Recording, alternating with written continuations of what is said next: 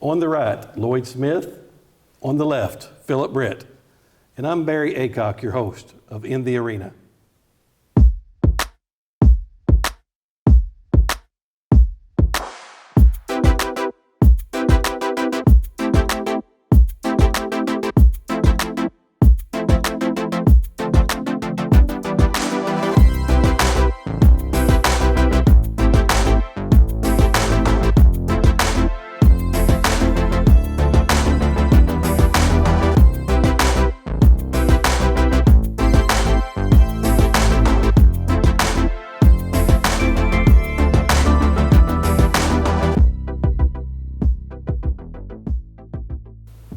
Welcome to episode 4 of In the Arena. We're going to be analyzing many races from the presidential election all the way down to dog catcher.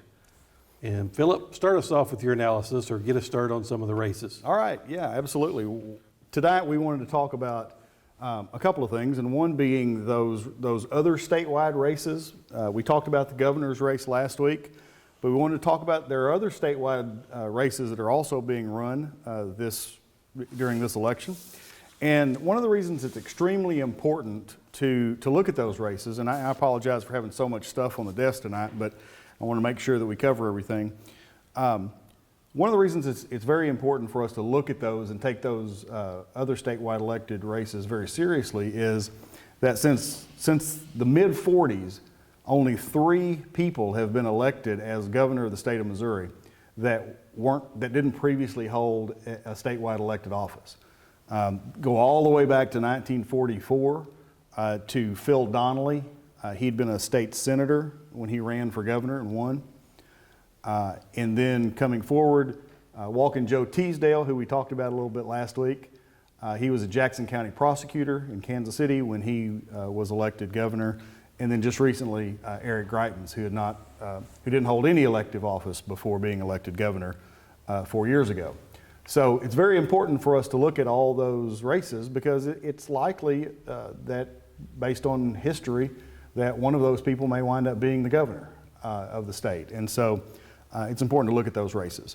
Also, interestingly enough, as we begin looking at these races, of all the statewide elected officers that are incumbents that are running for re-election, only one of those was elected to that position. And that was Jay Ashcroft, who was elected Secretary of State.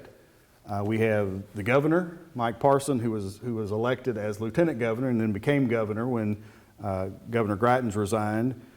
Mike Kehoe, who was appointed when Governor Parson ascended to the governor's office. Eric Schmidt, who's the Attorney General, who became Attorney General after Josh Hawley became United States Senator. Eric Schmidt had been the state treasurer, elected state treasurer, and so when he was appointed as Attorney General, Scott Fitzpatrick was appointed as the state treasurer. So really interesting because you've got a bunch of incumbents, none of whom were necessarily elected to the office that they hold right now. So the challengers, obviously the challengers have their work cut out for them based upon the polling, but let's just start off and look at some of those races. The only one that really, according to the polling that I've looked at, the only one that I think is even within a 10-point margin is the Attorney General's race. So we'll get to that in a minute. But let's start off with Lieutenant Governor, where Mike Kehoe is the sitting Lieutenant Governor. And he is being challenged by Alicia Kennedy, who is a lawyer from Kansas City, who was a member of the Kansas City Council, and ran for mayor in 2019 and lost that race. But she's looking to be the first African-American woman to hold a statewide office in Missouri. So, where do we think she stands? Well, I think the down ballot races often get overlooked. It's because many times, and I'm critical of both Democrats and Republicans, when a down ballot incumbent is actually after they win, they never get out in the state and really do anything. They just kind of get content on staying in Jefferson City. So an incumbent should never lose. It should be their mission over a 4-year period to get out in the state and meet people, do their job. And I think that the incumbents, Democrat and Republicans both, do a very poor job down ballot on getting out. I mean, pretty much, Lloyd, it's a free 4 years to campaign. I don't know why they don't do it, but I think in the lieutenant governor's race, Mike 𝐓𝐍𝐈𝐆𝐇𝐓. I think the rural parts of Missouri will really carry him heavy, and I think he'll win easily. Lloyd, what do you think? I think that's pretty well right. I said Mike 𝐓𝐍𝐈𝐆𝐇𝐓, a former state senator, central part of the state, ran a Ford dealership for a long time before he sold it. He's got a real good outreach program with the veterans, and he's really interested in reaching out when it relates to tourism, another thing the lieutenant governor's office is involved in. You know, none of these guys, well, except Ashcroft, obviously, have been in that job very long. And some of those really are jobs. We could go all the way back to when Wendell Bailey was treasurer and drove all over the state in an armored car. But some of these guys had to get in there. They haven't been there a long time, so they had to learn the job while they were trying to set up their campaign. So some of them haven't been there long enough to get out to every county in the state. True. And I have seen a lot of television on the Attorney General race now, and that could very well be because the polling was a little closer in that. And some of the larger PACs are stepping in to try to help Eric Schmidt. That's surprising to me. Let's talk about the Attorney General's race next. Absolutely. Eric Schmidt is the Republican. As I mentioned, he was elected as state treasurer. So Lloyd, he had to learn that job, and then a year and a half later, switch over to being Attorney General. I think he was interested in being Attorney General when he ran for state treasurer, but Josh Hawley was also ready to get in that race, and I think Eric Schmidt kind of shifted his focus. He went from being the nation's tallest treasurer to being the nation's tallest attorney general. He's a big guy. So, but he's being challenged by Rich Finneran.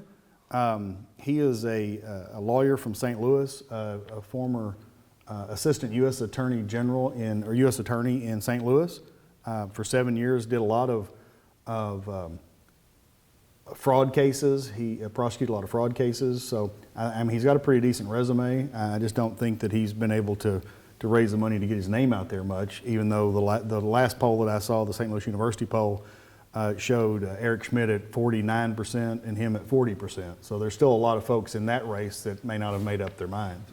Eric Schmidt's a sincere politician, and it surprises me that the polling's even that close, because I think Eric Schmidt, as far as the statewide, without having the Ashcroft name behind it, I think Eric Schmidt will win by 15 to 20 points. Lloyd, what do you think? I think that's really a good analysis. You know, he does have an autistic child, been very active in that arena and trying to help that particular group of citizens in our state. And then, you know, he was a state senator there in St. Louis, and I think he has a more support probably than a lot of our statewides because of that base that he had as a state senator there in St. Louis County. Yes, like I said, he's a sincere person. If he looks you in the eye and tells you something, I think you can take it to the bank. What do we have next, Phillip? Secretary of State, Jay Ashcroft, again, is being challenged by 𝐓𝐻𝐍𝐈𝐆𝐇𝐓, who is a Democrat who was born in Nigeria, but became a U.S. citizen, went to West Point, did a couple of tours in Kuwait, and then came back home and went to law school. A lot of lawyers on this list today. So he's running, and you know that's a challenge. With the Ashcroft name is always going to be a challenge. We talked about the Carnahans last week, and you know that Ashcroft name has certainly helped him the first time he ran, I think, and so I think it probably will carry him through again this time. I've actually spoke to Yinka a few times on the phone in the last 2 or 3 weeks. Seems like a really nice guy, a really intelligent guy. But I think you could put any first name and put the last name Ashcroft, and they're really hard to beat here in the state of Missouri. I think that'll be another 10 to 15 point race for the Republicans. Lloyd? Yeah, and Ashcroft has been there the full term, so he's had the opportunity to move around the state a little bit. And the Secretary of State has some things that they do where they talk about how to vote and all this sort of thing. So they do have a lot of outreach, and then they're in charge of a lot of other things as well. But I think having been there that long, he's established himself, and the name doesn't hurt a bit. Right. Yes. You know, and a lot of these, as you were mentioning, a lot of them, these folks are don't get out as much as you think they should. But in the same vein, a lot of statewide elected officials don't make a whole lot of people mad. unless there's a scandal in your office, you know, incumbency is a big deal. And so I think that's a good point. You really haven't heard anything controversial out of the Secretary of State's office for the last 4 years. all right. So the next one is the state treasurer. He actually was a state representative who was elevated to that position, Scott Fitzpatrick, when Eric Schmidt became Attorney General, as I mentioned earlier, and that was kind of an interesting leap. You don't see that a lot, going from a state representative seat to being a statewide official. And he was the chair of the budget committee, and so he had lots of experience with the budget process and state finances. He's being challenged by Vicki England. She has an interesting history in her races in St. Louis County. She was a state representative from there. She ran against an incumbent and lost, and she beat that incumbent the next time, and then she lost to that person the next time, and she beat her twice, she lost to her twice. It was a very interesting back and forth between the two of them. And so she's had a lot of experience running local races. This is her first opportunity to run on a statewide scale, and so it's a real challenge to run again against an incumbent. So I know Vicki England well. She's a tenacious campaigner. She didn't have a lot of money to spend on the campaign this time. I think that's probably what's going to make this close. But I'm going to make this prediction with my head instead of my heart. Actually, scratch that. With my heart instead of my head. I'm going to go with Vicki England with the upset by 2. there you go. Lloyd? I think that's an interesting call. I really think that, as we'll talk about it later, that Trump will pull enough to pull anyone who's close across the line. And I think this is one of those that I think that will his influence in the state will really be positive at the end. That's one thing, though. Let's talk about, our current treasurer doesn't have a lot of name ID. I don't feel like he's really been out there a lot, but you could be right. President Trump could bring him over the top. Right. What you got So next? that's all our statewide races. We do have there's only one congressional race that is competitive at all. I mean, the rest of them are polling in the high 60s, low 70s against their opponent. But Ann Wagner is facing a real challenge in St. Louis County and other parts of St. Charles and other parts of that district up there, from Jill Shoup, state senator, who has a pretty sizable state senate district in that congressional district. And so that one I think is at this point is neck and neck. I mean, the polling has gone back and forth throughout the year. The last polls had them right at 50-50. We looked at a poll a couple of weeks ago that had them about 7 points apart, with Jill Shoup being in the lead. But we all looked at that and said, I don't think that's accurate. So I think it's a lot closer than that. And so the question becomes, how close does it get? So I'm good friends with Jill Shoup. She's been down here in the Boot Hill many times. She's actually drove a cotton picker down here in the Boot Hill. She's actually went over all across the state. She wanted to know every part of the state to do her job as a state senator. She actually beat an Ashcroft, Jay Ashcroft, for state senate. That's how she got voted in for her current state senate seat. And she's a juggernaut when it comes to getting elected. So I think a lot of people are tired of seeing Ann Wagner's name on the ballot. I think Jill Shoup wins by 2. I'm going to go with my heart and my head this time, but I think it's trending to Jill Shoup's way. I think that district is trending more Democratic, and I think the stars are going to line up for Jill Shoup, and she's going to pull off the upset. Lloyd?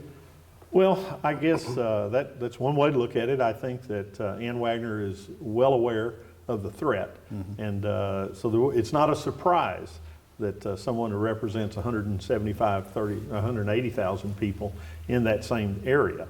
But I think she's pretty ready. She's tried to focus the race on Medicare for all, and most of the people in that particular district already have health insurance. And then I think they use the pro-life and some of the other issue grid, but it'll be in the trenches.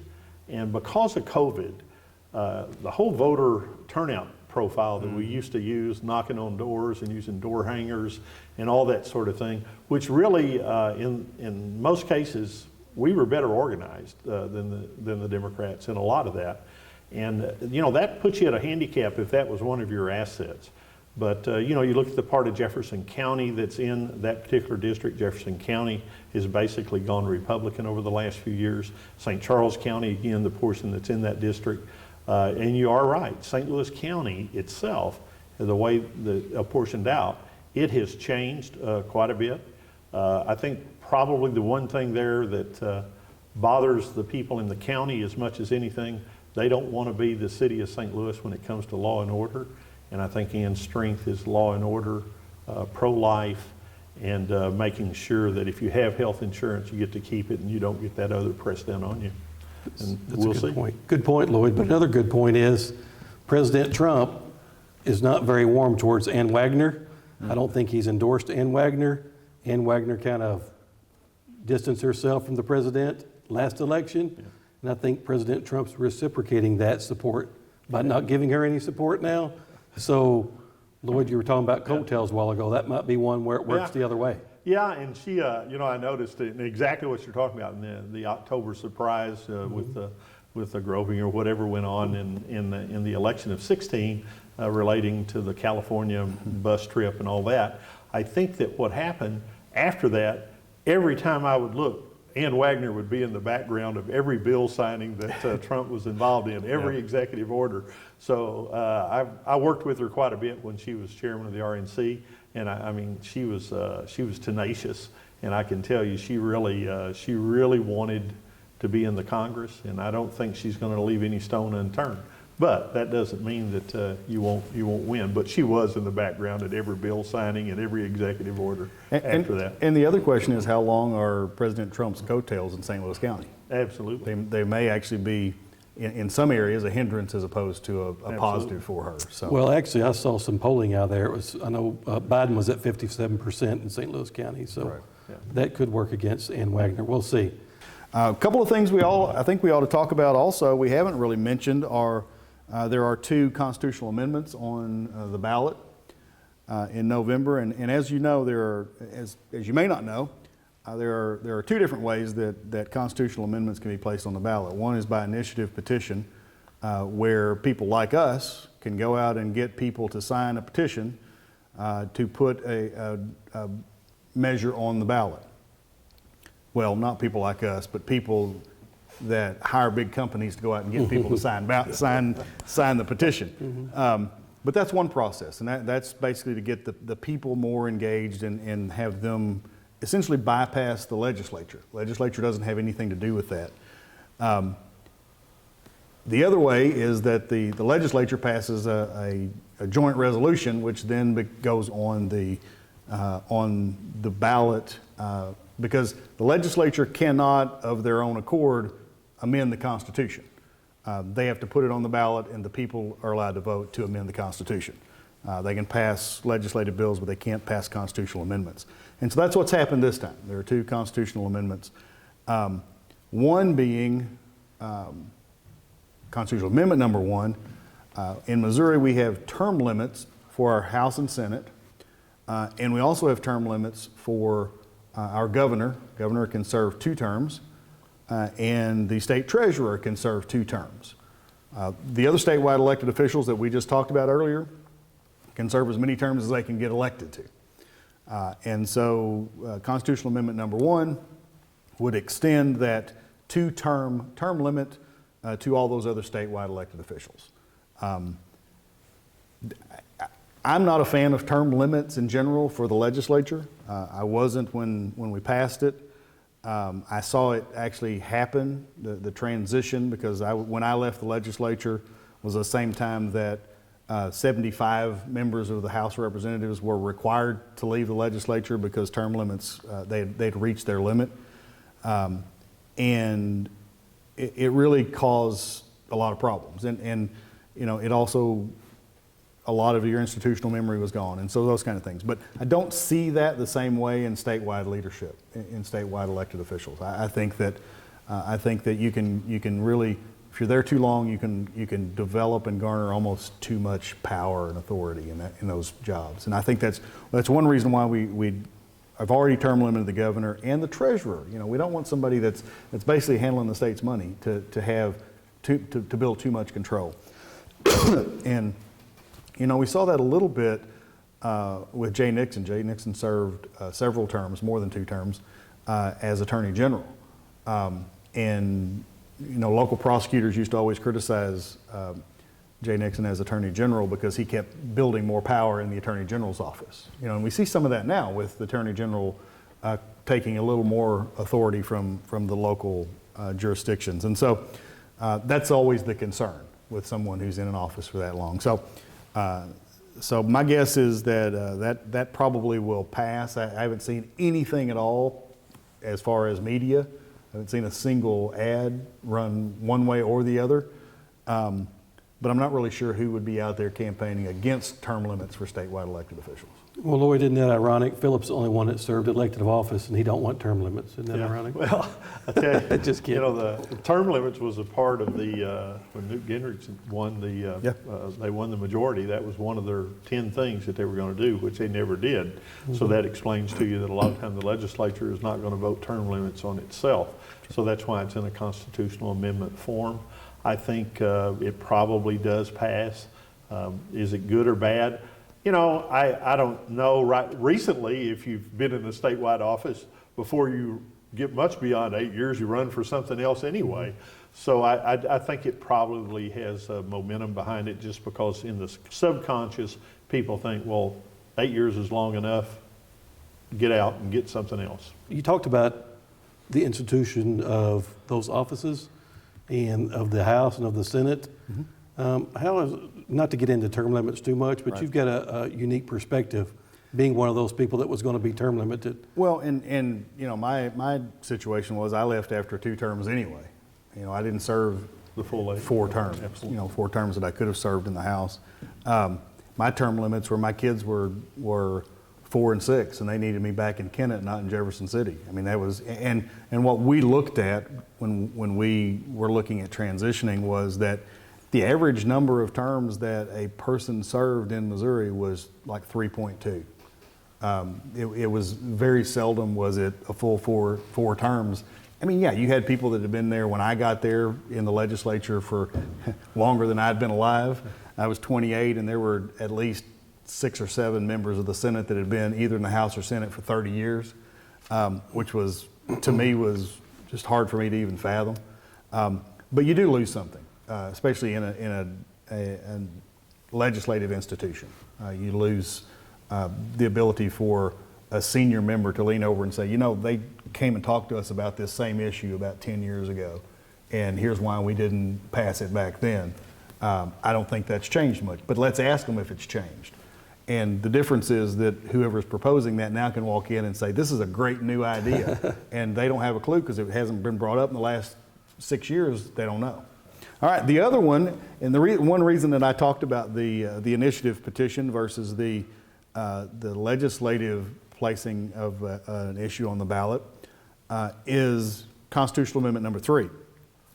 2 years ago, by initiative petition, what was called Clean Missouri, titled by the people who created the petition, which was passed overwhelmingly by the populace, did several things. And it limited the gifts that lobbyists could give to legislators. It set some campaign spending limits or contribution limits. I lived under both those things. I lived back when you could only get $250 per person per election cycle to run for a House race. You know, if Barry wanted to contribute to my House race in 1998, he could give me $250 for the primary and $250 for the general, and that was it.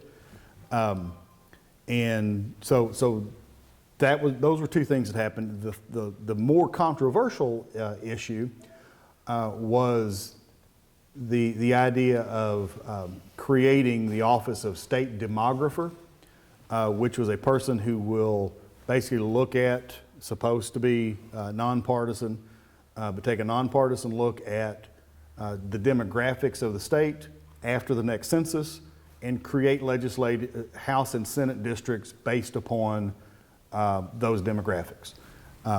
Lloyd has some great experience with that process because he's seen it firsthand and been a part of that as the head of the Republican Party when we did redistricting. But the state in Missouri before that of redistricting was basically a committee, two committees, one for the House, one for the Senate, appointed by the governor, bipartisan, same number of Republicans as Democrats, but all of them were appointed by the governor. Whichever party the governor has or hails from probably has a little bit of an advantage, even though there are members from both parties. And that is what Constitutional Amendment 3 does. There's three things basically. One, it eliminates gifts that can be given by lobbyists to legislators, but the current law is that they could give, the gifts can be no more than $5, so there's not much of a difference there. The second is it lowers again the contribution limits, I think by $100, and then basically takes us back to what the state of redistricting prior to the 2018 constitutional amendment. So basically reversing what was done in 2018. So Lloyd, it sounds like the people were for this back in 2018. Is that true or false? How do you feel about this Well, issue? I think what they led with in 2018 were the lobbyist gifts, the donations, et cetera. But that was somewhat of a ruse because what they really wanted to get to is how legislative districts are drawn. And they put a lot of language in there that basically I think would hurt rural Missouri because it would demographically begin to shift more and more of the representation into the urban areas. And you know, I have been involved in that. We did work the commission. The commission in 2011 actually drew the state Senate districts and they passed. We couldn't come to agreement with the House districts, so it went to the Supreme Court and they actually drew the House districts. So some of those are a little bit weird. But I think ultimately, you know, I'm a rural guy. And I believe that rural Missouri deserves to have equal representation as much as possible and not have racial entities decide how much race should be in a particular district compared to another district. And I'm afraid what you would get would what we used to call the spoke. In other words, you would have a population center and then to get X number of districts, you would drive out the spokes. And I think if you go back to the history, Missouri at one time wanted to try to have a state rep for each county. Of course, you know, that changed dramatically with your population shift. But your goal should be to keep it as compact as possible so people feel like they know their representatives. He's at the basketball game, he's at the county meetings, he's at the chamber meeting. I'm sure Phil went to plenty of basketball games and chamber meetings.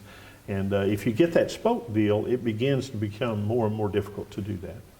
Now, Lloyd, Phillip, we're going to get into our presidential analysis and we're going to get into our predictions.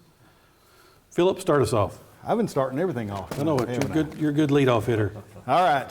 Well, you know, one of the things that I think is really important for us to recognize is that there are two different ways to look at this election. And one is the national polls that show Biden up by 10 points.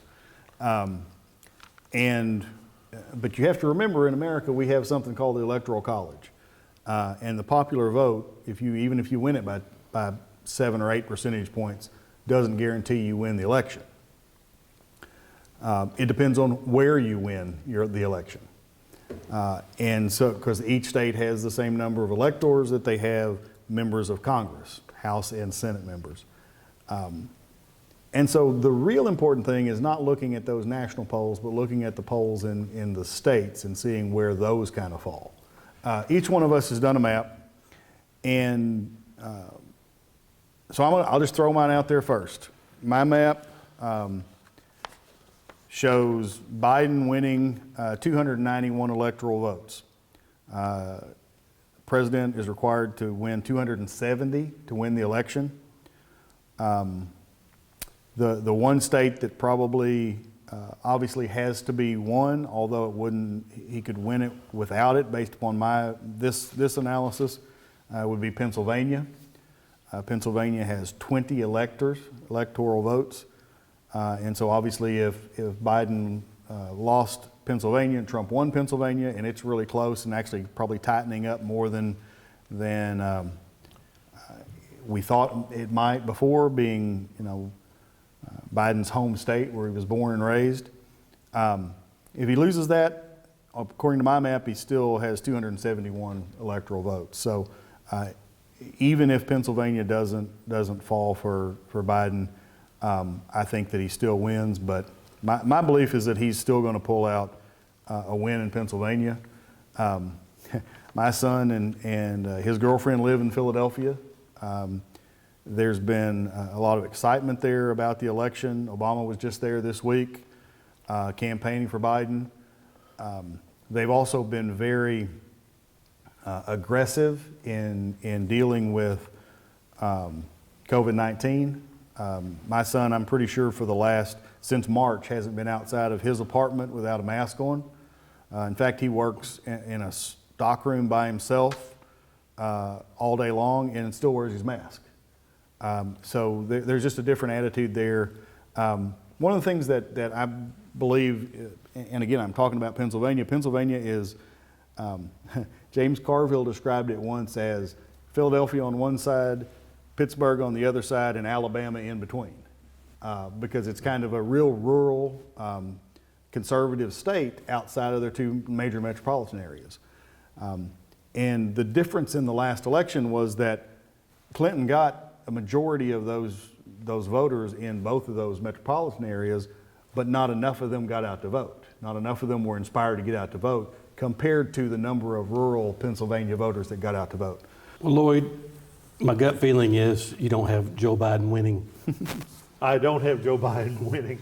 But I do have Trump getting fewer electoral votes. You got a little over 300 last time. I got it down to 284. I do have him winning Pennsylvania. I think part of that would be just because he represents a lot of jobs. This thing, when it gets down to the bottom line, COVID's taken off in Europe, COVID's taken off in the United States. We may just become insensitive to what COVID has done all over the world. And then it gets down to jobs.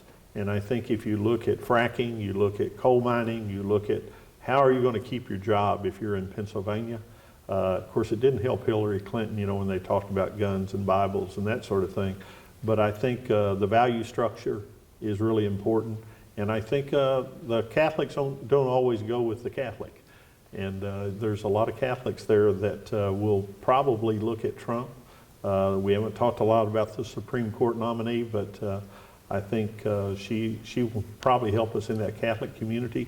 I've actually thought about giving Pennsylvania to Biden and taking Minnesota and Wisconsin because law and order is going to play so big in those two states. But there's a tradition there, certainly in Minnesota. Trump did carry Wisconsin before. I could have traded those out pretty easily, but I chose Pennsylvania just because it's in the Rust Belt. The one downside, I think, is the amount of funds that each candidate has. Pennsylvania is an extremely expensive media market because you have to get into the New York area, and basically you're wasting 60-some-odd% of your dollars when you're trying to reach that one part of Pennsylvania. So I would think it's going to be interesting. I think the ground game's really important.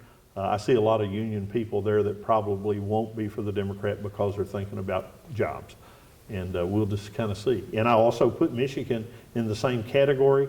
We can talk a lot about what Biden and Obama did for the auto industry, but really what helped the auto industry is going after Mexico and trying to put those jobs back into the lower 48 rather than to the lower country of Mexico and giving them the opportunity for those jobs. So I think a lot of people, particularly in Ohio, Indiana, and Michigan, where we do have a lot of car production facilities, I don't think every UAW person is going to go in and pull the Democratic ballot. That's a good analysis. It worked last time.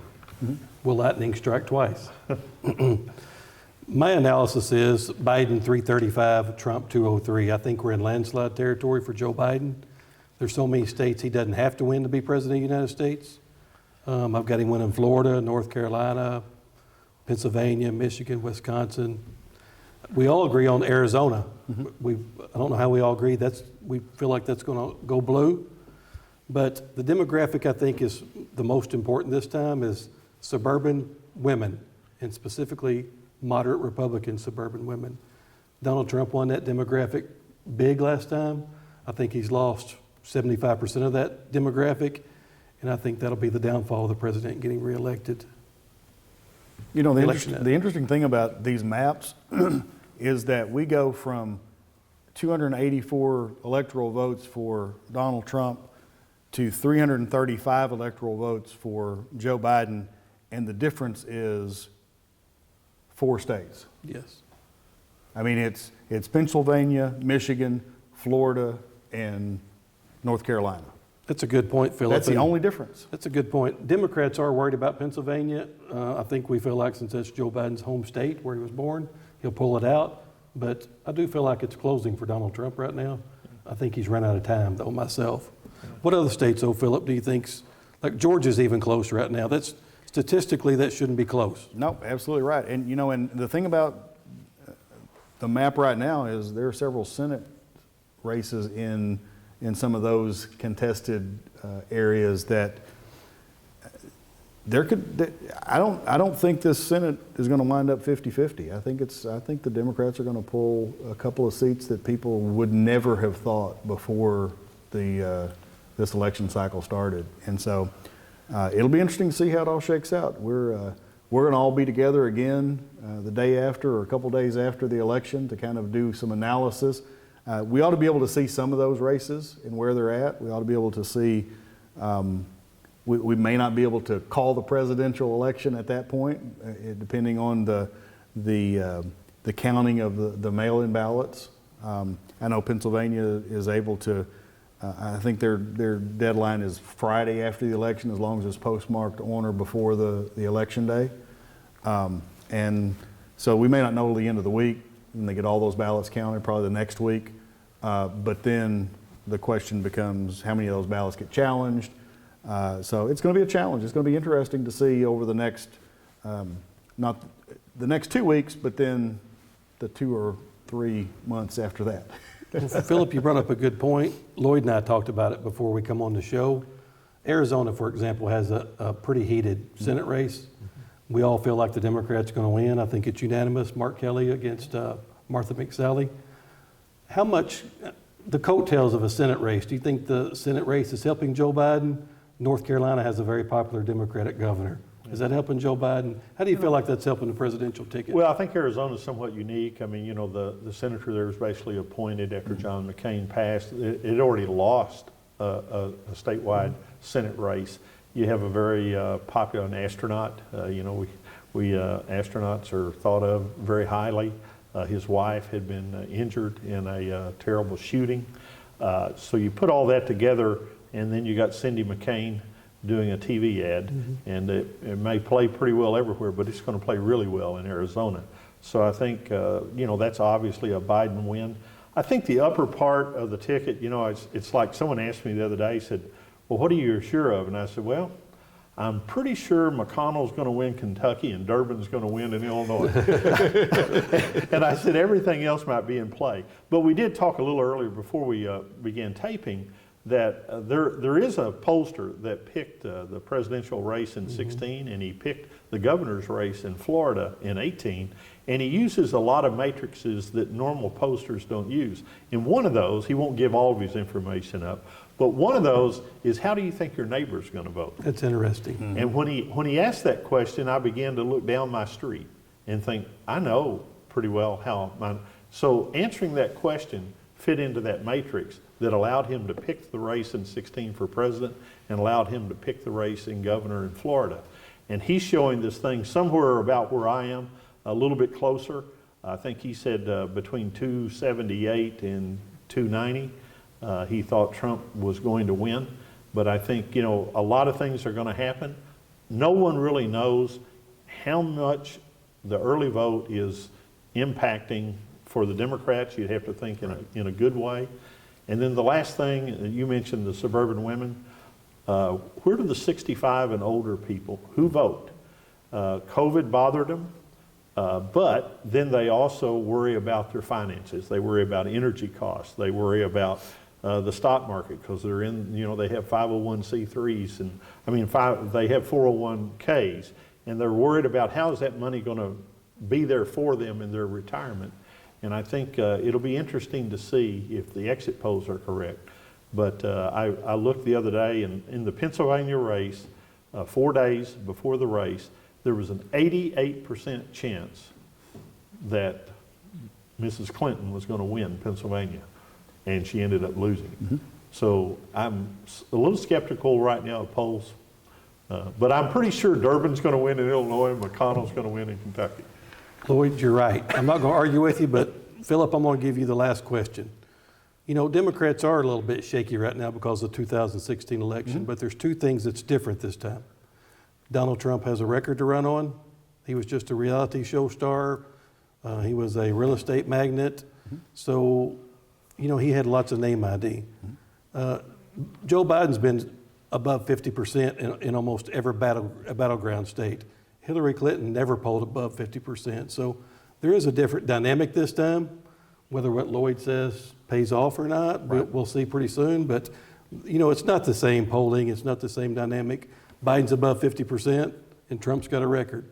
Well, and one of the things that we recognized last time when we were talking about the polling in Missouri is that there's only 2 or 3 percentage points of 2 or 3% of the likely voters that are undecided.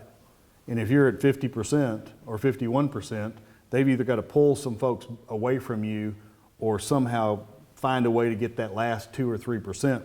And if you're over 50%, that's a real challenge. So we got a little contest going on up here with Lloyd and Phillip. I'll even include myself. If Joe Biden wins, Lloyd's going to wear a Joe Biden cap for us, right, on the next show. There you go. On the recap show. If Donald Trump wins, Phillip and I will proudly wear a Trump 2020 shirt. So we look forward to seeing who wins. Thank you.